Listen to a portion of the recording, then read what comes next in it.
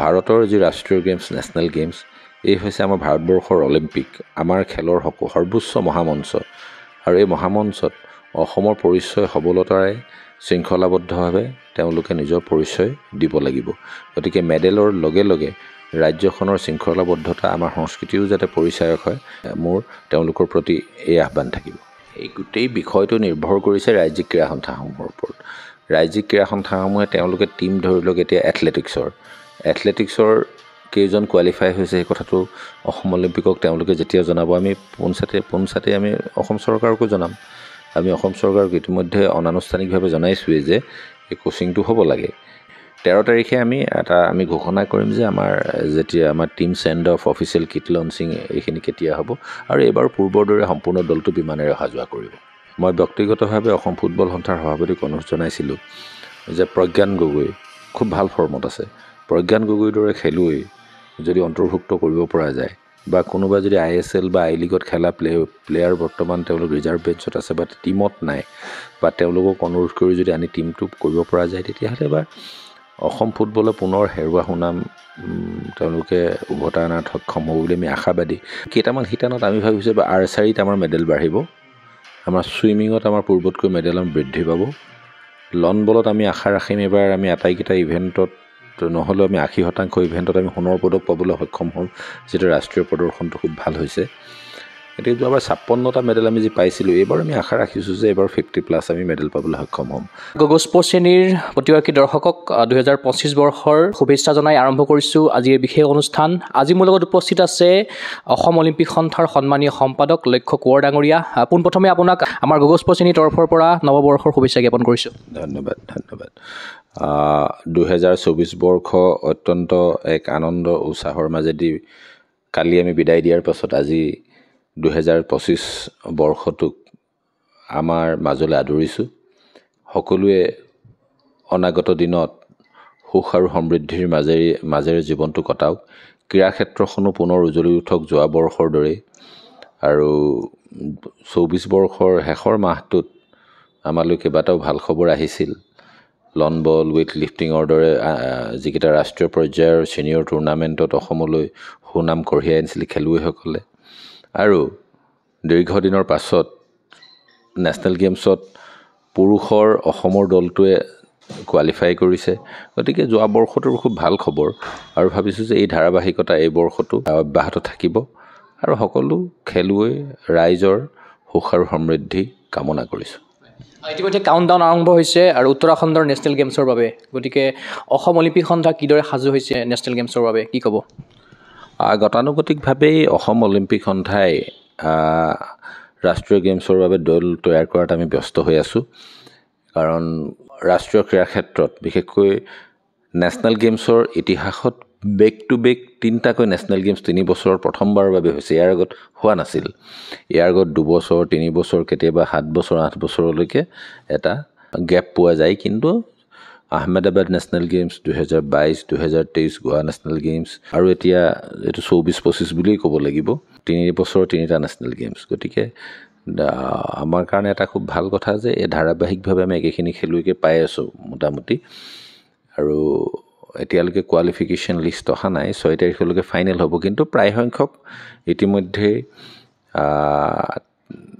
State এছ'চিয়েশ্যনে আমাক মৌখিকভাৱে জনাইছে কিছু লিখিতভাৱেও দিছে যেনেকৈ আৰ্চাৰী উচু ৱেইট লিফটিং বক্সিং লন বল যিবোৰ বৃহৎ টীম আমাৰ ফুটবল তেওঁলোকৰ আমি ইতিমধ্যে আমি মোটামুটি অনুমান পাইছোঁ আৰু এবাৰ যোৱা বৰ্ষৰ তুলনাত এই বৰ্ষটো আমি ভালেই এক ফলাফল দেখুৱাবলৈ সক্ষম হ'ম বুলি অনুভৱ কৰিছোঁ কিন্তু এটাই ইয়াতে আমাৰ এটা প্ৰত্যাহ্বান থাকিব প্ৰত্যাহ্বানটো হৈছে যে খুব ঠাণ্ডাৰ মাজত খেলসমূহ অনুষ্ঠিত হ'ব তাত আমাৰ খেলুৱৈসকলক কি ধৰণে প্ৰস্তুত কৰিব পাৰি সেয়া এক প্ৰত্যাহ্বান আছে তাৰ বাবে ইতিমধ্যে আমি ক্ৰীড়া বিভাগৰ লগতো আলোচনা বিলোচনা কৰিছোঁ যে আমি যদি কিছু আগতীয়াকৈ খেলুৱৈসকলক তালৈ প্ৰেৰণ কৰিব পাৰোঁ D-2 আছে খেলুৱৈসকল তাত গৈ পোৱাৰ যিটো শ্বিডিউল দিছে আমি যদি 4-5 দিন আগত খেলুৱৈসকলক ৰাখিব পাৰোঁ যাতে তাত তেওঁলোকে ঠাণ্ডাটোৰ লগত অভ্যস্ত হৈ পৰে আৰু তেওঁলোকে ভাল প্ৰদৰ্শন আগবঢ়াবলৈ সক্ষম হয় আৰু আমাৰ ইয়াত এটা এডভান্টেজ থাকিব অন্য ৰাজ্যৰ খেলুৱৈতকৈ কাৰণ সাধাৰণতে আমাৰ অসমত মূল প্ৰতিযোগিতাসমূহ আমাৰ কিন্তু ঠাণ্ডা দিনতে হয়, জানুৱাৰী ফেব্ৰুৱাৰী মাহত। গতিকে এই দিশৰ পৰা এটা এডভান্টেজ আমি পাব পাৰোঁ। গতিকে আমি ক্ৰীড়া বিভাগকো অনুৰোধ জনাইছোঁ যাতে এই কামখিনি আমি সুকলমে কৰিব পাৰোঁ। টোটেল কেইটা ইভেণ্টত অসমে পাৰ্টিচিপেট কৰিব এবাৰ? এতিয়ালৈকেতো আমাৰ 32টা মেডেল যি ইভেণ্ট আছে, সেই মেডেল ইভেণ্টৰ এতিয়ালৈকেতো আমাৰ 16টাৰ কোৱালিফাই হৈছে বুলি আমি ইতিমধ্যে নিশ্চিত হৈছোঁ।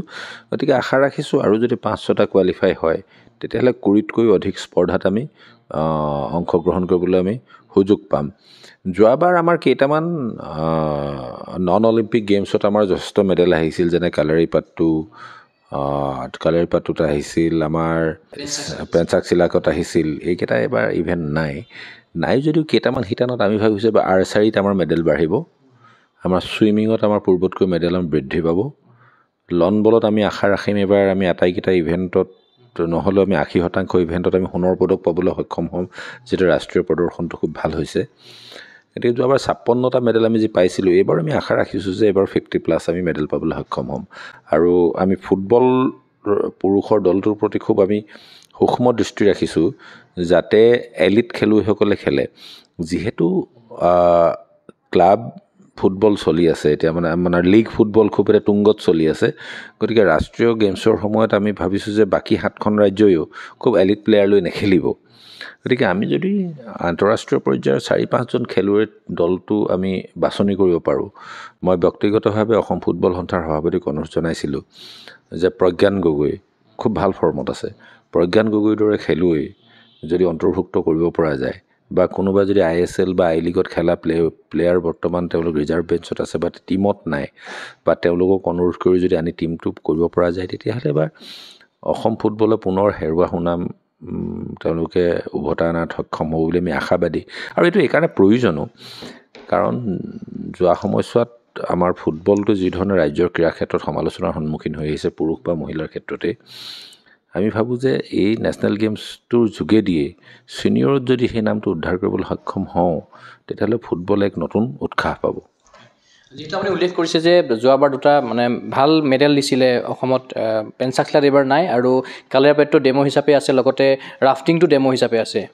গতিকে যিহেতু ডেমো হিচাপে আছে, কালাৰীপাটৰ কথাই মই সুধিব বিচাৰিছোঁ, যিহেতু যোৱাবাৰ মানে নেশ্যনেল গেমছৰ জৰিয়তে তেখেতসকলে চাকৰি পালে, এইবাৰ ডেমো খেলি পেলাই তেখেতসকলে চাকৰি পোৱাৰ কিবা সম্ভাৱনা আছেনে নাই তেখেতসকলক, বা ক্লিভিশ্যন দিছে নেকি এই ক্ষেত্ৰত?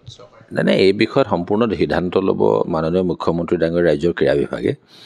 আমি আচলতে এইবাৰ পুনৰ আমি চৰকাৰকো এটা কথা অনুৰোধ জনাম, চাকৰি দিয়াটো অত্যন্ত চৰকাৰে লোৱা এটা মহৎ পদক্ষেপ, এইটো কোনো ইয়াত দ্বিধাই নাই।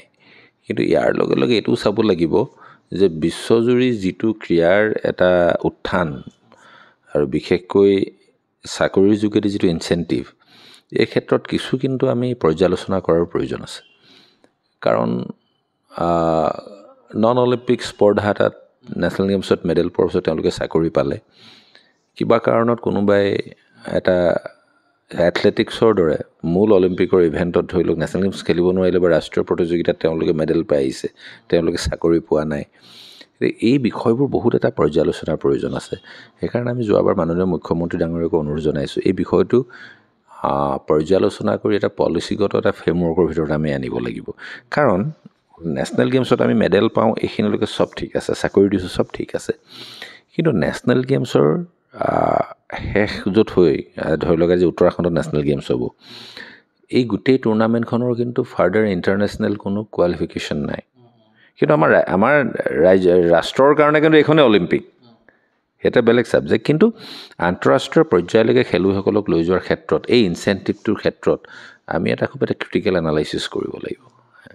যিহেতু আপোনালোকে মানে উত্তৰাখণ্ড অলিম্পিকৰ বাবে সাজু হৈছে, আৰু কিছুদিনৰ পূৰ্বে আপোনালোকে এখন কমিটিও বনাইছিলে অসম অলিম্পিক সন্থাই, বা চিফ দ্য মিছন হিচাপে নিযুক্তি দিছে ভাৰতীয় ভলীবল দলৰ প্ৰাক্তন অধিনায়ক অভিজিত ভট্টাচাৰ্য ডাঙৰীয়াক। গতিকে কিদৰে দলটো যাব বা কেতিয়া যাব গোটেই অসমৰ পৰা দলসমূহ? নাই, ইতিমধ্যে পূৰ্ণোদ্যমে সকলো কাম কাজ চলাই আছে। ৰাজ্যিক ক্ৰীড়া সন্থাসমূহ 8 তাৰিখৰ ভিতৰত তেওঁলোকৰ ৰাষ্ট্ৰীয় ফেডাৰেশ্যনৰ লগত তেওঁলোকৰ যি কমিউনিকেশ্যন, যি যোগাযোগ কৰি তেওঁলোকে এণ্ট্ৰি সম্পূৰ্ণ কৰাৰ লগে লগে আমি টীমটো তৈয়াৰ কৰিম, আৰু 13 তাৰিখৰ ভিতৰত ফাইনেল এণ্ট্ৰি অসম অলিম্পিক সন্থাই কৰিম। তাৰ কাৰণে আমাৰ যিখন সমন্বয়ৰক্ষী সমিতি আৰু চিফ দ্য মিছন আমাৰ অসমৰ গৌৰৱ অভিজিত ভট্টাচাৰ্য ডাঙৰীয়াই তেওঁলোকে কাম কাজত ব্যস্ত হৈ আছে। আৰু আমি 13 তাৰিখে আমি ঘোষণা কৰিম যে যেতিয়া আমাৰ team send off official kit launching এইখিনি কেতিয়া হ'ব আৰু এইবাৰ পূৰ্বৰ দৰে সম্পূৰ্ণ দলটো বিমানেৰে অহা যোৱা কৰিব। আৰু যেহেতু যোৱা বছৰ চৰকাৰে এটা সুবিধা কৰি দিছিলে যে সৰু সজ্জাত এটা মানে কেম্প হৈছিলে সুন্দৰভাৱে, এটা এমহীয়া কেম্প হৈছিলে, গতিকে এইবাৰো নিশ্চয় হৈ উঠিব বা বেছি দিনো নাই কিন্তু সময়। এই গোটেই বিষয়টো নিৰ্ভৰ কৰিছে ৰাজ্যিক ক্ৰীড়া সন্থাসমূহৰ ওপৰত। ৰাজ্যিক ক্ৰীড়া সন্থাসমূহে তেওঁলোকে টীম ধৰি লওক এতিয়া এথলেটিক্সৰ কেইজন কোৱালিফাই হৈছে সেই কথাটো অসম অলিম্পিকক তেওঁলোকে যেতিয়া জনাব আমি পোনছাতে আমি অসম চৰকাৰকো জনাম। আমি অসম চৰকাৰক ইতিমধ্যে অনানুষ্ঠানিকভাৱে জনাইছোঁৱেই যে এই কোচিংটো হ'ব লাগে আৰু এই কোচিংটো বহুত সহায় কৰে। কিন্তু কিছুমান এনেকুৱা খেল আছে যেনেকৈ আমাৰ ছুইমিং টিমটো এতিয়া ঠাণ্ডাত আমি নোৱাৰোৱে কৰাব। ছুইমিং টিমটো এতিয়া বহুতকেইগৰাকী এলিট ছুইমাৰ আছে, তেওঁলোকে ইতিমধ্যে বাহিৰত তেওঁলোকে প্ৰশিক্ষণ কৰি আছে। বেডমিণ্টনৰ সকলো এলিট প্লেয়াৰ তেওঁলোকে নিজাববীয়াকৈ প্ৰশিক্ষণ কৰি আছে। এতিয়া ধৰি লওক জয়ন্ত তালুকদাৰৰ দৰে আৰ্চাৰ, তেওঁলোকে আমাক কোচিং দিয়াৰ কোনো প্ৰয়োজন নাই, তেওঁ এটা এলিট একাডেমীত আছে। শ্বুটাৰ বহুত তেওঁলোকে এলিট একাডেমীত আছে। গতিকে যিসকল খেলুৱৈক প্ৰকৃততে প্ৰয়োজন হয় আমি একেবাৰে বাস্তৱসন্মতভাৱেহে গোটেই বিষয়টোত আগবাঢ়ি যোৱাটো উচিত। গতিকে এই ক্ষেত্ৰত কেইটামান যেনেকৈ ধৰি লওক এতিয়া নেটবল, হেণ্ডবল, এওঁলোকক কিন্তু প্ৰশিক্ষণৰ সম্পূৰ্ণ প্ৰয়োজন আছে। তাৰমানে টীমটো, কাৰণ টীম গেমকেইটা বনাব লাগিব। বিশেষকৈ আমি ভাবোঁ যে যিকেইটা টীম গেমকেইটাক অন্ততঃ ন্যূনতম 15 দিনৰ প্ৰশিক্ষণ হোৱাৰ প্ৰয়োজন আছে। আমি সেই ভাবিছোঁ যে এই সপ্তাহতে এই প্ৰশিক্ষণো আৰম্ভ হ'ব।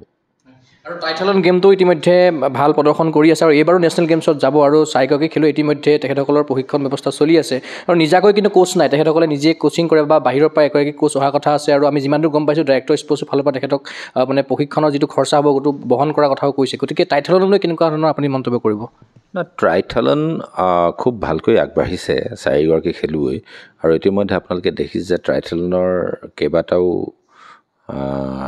প্ৰায় 2টা ইভেণ্ট ইতিমধ্যে এথলেটিক্সে পোনপটীয়াকৈ পৰিচালনা কৰা আৰম্ভ কৰিছে। জুনিয়ৰটো অসমৰ ভাৰ্গৱে আণ্ডাৰ 14ত অতি সম্প্ৰতি যিখন জুনিয়ৰ নেশ্যনেল হৈছিলে নেশ্যনেল ৰেকৰ্ডো কৰিছে। আৰু যিটো মূল ট্ৰাইথালন তাত যি 4গৰাকী নিৰ্বাচিত হৈছে ৰাষ্ট্ৰীয় পৰ্যায়তো তেওঁলোকে এটা মূল প্ৰতিদ্বন্দ্বিতালৈকে আহে আৰু আমাকো জনাইছিল ইতিমধ্যে। সেইকাৰণে আমি ক্ৰীড়া সঞ্চালকালয়ৰ সৈতে যোগাযোগ কৰিছিলোঁ আৰু খুব ভাল প্ৰশিক্ষণ তেওঁলোকে ব্যক্তিগতভাৱে কৰি আছে। প্ৰশিক্ষকগৰাকী আহিলে মই ভাবোঁ যে তেওঁলোকে মেডেল পোৱাৰ সম্ভাৱনা বৃদ্ধি পাব। যিসকল খেলুৱৈয়ে এইবাৰ নেশ্যনেল গেমছত অসমক প্ৰতিনিধিত্ব কৰিব তেখেতসকলৰ উদ্দেশ্যে আপুনি অসম অলিম্পিক সন্থাৰ এগৰাকী সম্পাদক হিচাপে কিবা আহ্বান জনাব বিচাৰিব নেকি? খেলত সদায় মূল উদ্দেশ্যটো হৈছে মেডেল জিনা, অৰ্থাৎ জয়ী হোৱা। সেই উদ্দেশ্যৰে প্ৰত্যেকগৰাকী খেলুৱৈক যুঁজাৰু মনেৰে খেলপথাৰত অৱতীৰ্ণ হ'বলৈ আহ্বান জনাম। কিন্তু তাতোতকৈ ডাঙৰ কথা, ভাৰতৰ যি ৰাষ্ট্ৰীয় গেমছ, নেশ্যনেল গেমছ, এই হৈছে আমাৰ ভাৰতবৰ্ষৰ অলিম্পিক, আমাৰ খেলৰ সৰ্বোচ্চ মহামঞ্চ। আৰু এই মহামঞ্চত অসমৰ পৰিচয় সবলতাৰে শৃংখলাবদ্ধভাৱে তেওঁলোকে নিজৰ পৰিচয় দিব লাগিব। গতিকে মেডেলৰ লগে লগে ৰাজ্যখনৰ শৃংখলাবদ্ধতা, আমাৰ সংস্কৃতিও যাতে পৰিচায়ক হয়, সেই মোৰ তেওঁলোকৰ প্ৰতি এই আহ্বান থাকিব। নিশ্চয়কৈ আমি আশা কৰিম অসমে অভিলেখ সংখ্যক পদক অৰ্জন কৰক উত্তৰাখণ্ডত। লগতে আপুনি ইমানখিনি সময় দিয়াৰ বাবে আপোনাক মই বহুত ধন্যবাদ জ্ঞাপন কৰিছোঁ। লগতে নৱবৰ্ষৰ পুনৰবাৰ মই শুভেচ্ছা জ্ঞাপন কৰিছোঁ। ধন্যবাদ। নিশ্চয়কৈ এয়া আছিল অসম অলিম্পিক সন্থাৰ সন্মানীয় সম্পাদক লক্ষ্য কোঁৱৰ ডাঙৰীয়া। তেখেতে যিহেতু উত্তৰাখণ্ডৰ নেশ্যনেল গেমছ আহি আছে, তেখেতে জনালে বহুখিনি কথা। আমি আশা কৰিম এইখিনি কথাৰ দ্বাৰা অসমৰ নেশ্যনেল গেমছত প্ৰতিনিধিত্ব কৰিবলগীয়া অসমৰ খেলুৱৈসকলে ইয়াৰ দ্বাৰা উপকৃত হ'ব। এই আশাৰে মই চিন্ময় কুমাৰ বৰাই বিশেষ অনুষ্ঠানৰ পৰা বিদায় লৈছোঁ। চাই থাকিব গুগল স্পৰ্টছ চেনি। ধন্যবাদ। গুৱাহাটীৰ মাজমজিয়াত নৰ্থ ইষ্টৰ প্ৰথমখন এক্সক্লুচিভ মাৰ্চেল আৰ্টছ সামগ্ৰীৰ শ্ব'ৰুম তথা বিপণী Tirupati sports. Karate, wushu, taekwondo, boxing, jujitsu, pencak silat, judo আদি 7টাকৈ সমৰ কলা ইভেণ্টৰ ইউনিফৰ্ম আৰু প্ৰশিক্ষণৰ সামগ্ৰী ইয়াত উপলব্ধ। Tracksuit, jersey, martial arts medal, memento, trophy ক্ৰয় কৰিব পাৰিব পাইকাৰী মূল্যত। ফুটবল, ভলীবল, বাস্কেটবল, ক্ৰিকেট আদি ইভেণ্টৰ সামগ্ৰীৰ ছাপ্লাইৰ বাবে অৰ্ডাৰো লোৱা হয়। কাৰাটে, টাইকোৱাণ্ডোৰ নেশ্যনেল ফেডাৰেশ্যনৰ দ্বাৰা এপ্ৰুভড ব্ৰেণ্ড আৰু আপ টু ডেট সামগ্ৰীৰ বাবে একমাত্ৰ বিশ্বাসযোগ্য আৰু নিৰ্ভৰযোগ্য প্ৰতিষ্ঠান। ঠিকনাটো হৈছে doctor B Barua road, house number 52, first floor, Ulubari, Guwahati 7। Phone number 9085083493। Email sanju_regal@rediffmail.com।